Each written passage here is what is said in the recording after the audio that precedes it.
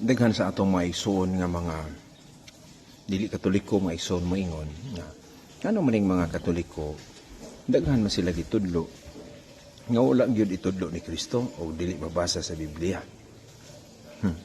Maigsoon ang atong tubag atong klarohon dili tinuod nga wala itudlo ni Kristo o wala sa Biblia.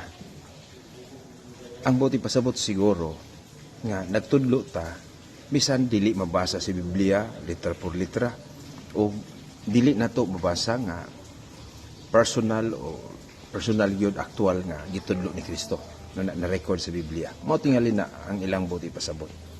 Maigsoon ang tinuod nga ang sibahan nga gitukod ni Kristo nalimot tingali sila. Gitukod ni Kristo ang iyang sibahan aron mao'y mo padayon sa pagtudlo.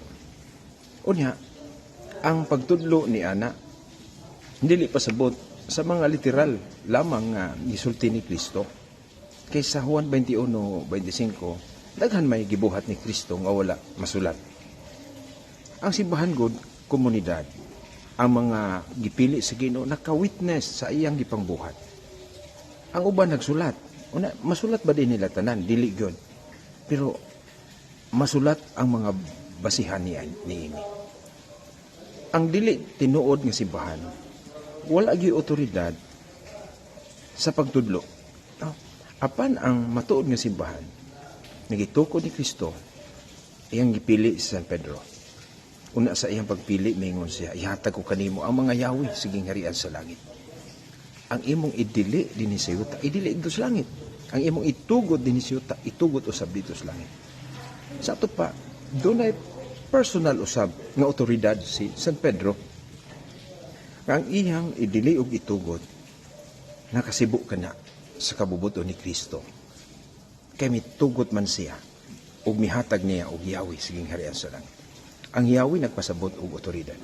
Ug gihatag usab na ni Kristo sa kinatibuk-an na nga mga apostoles. Sa Mateo 18:18, deklaro si Ginoo, ang inyong idili dinhi sa yuta, idili dito sa langit. Ang inyong itugod dinhi sa yuta, itugod dito sa langit. Wala maingon si Kristo, ang inyong itudlo kinahanglan kadtong isulat sa inyong mga kauban. Okay, ulahin naman ang pagsulat. No? Wala maingon si Kristo nga ang inyong itudlo kadtong nasulat lang.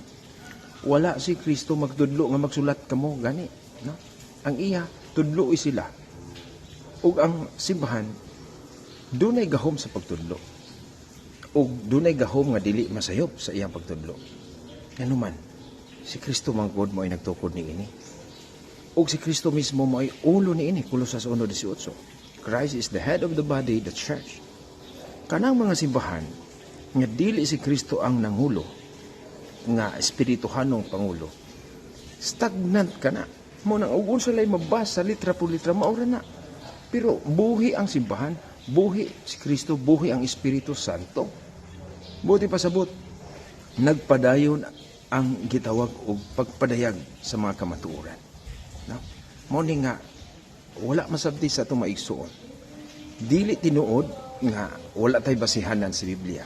Doon na tay basihanan kana lang paghatag ni Kristo kang San Pedro og Yawe.